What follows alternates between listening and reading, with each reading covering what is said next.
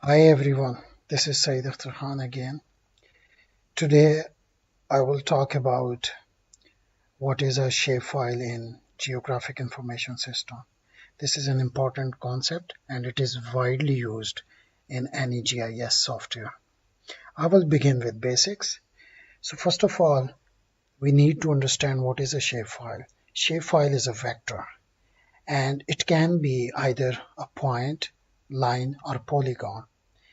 And it is used to store geometric location and related attribute information of any geographic feature.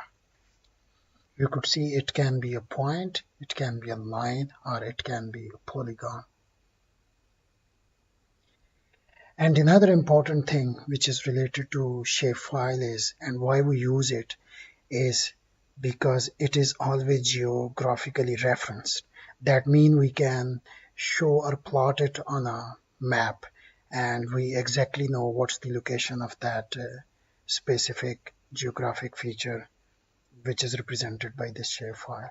So normally they represents river bodies, lakes, agriculture fields, houses or roads, etc.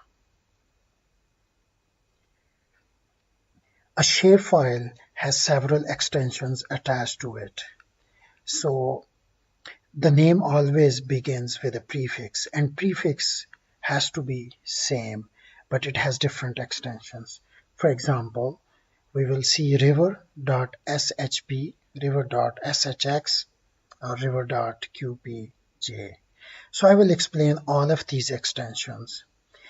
SHP extension is the basic extension, and it is called the shape format, and basically this file contains the geometric information of the feature.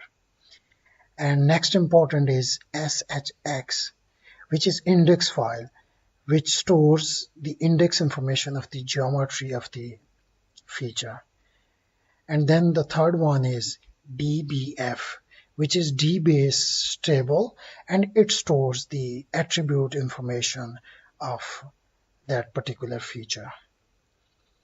And then, as I already said, we need to project it and we need to plot it or show it on a map. So we need projection.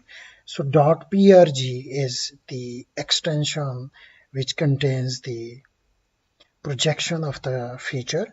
And this projection, this file is read by ArcGis software. We also have .cpg, which contains the coding information used to identify how the characters are encoded. And the last one is .qpj. This is the CRS information, again the projection information, but this is used by QGIS. So QGIS and ArcGis use two different extensions to extract and read the projection of a geographic feature. That's it for today. In the next video, I would like to show you how to create a shapefile in QGIS software. See you soon.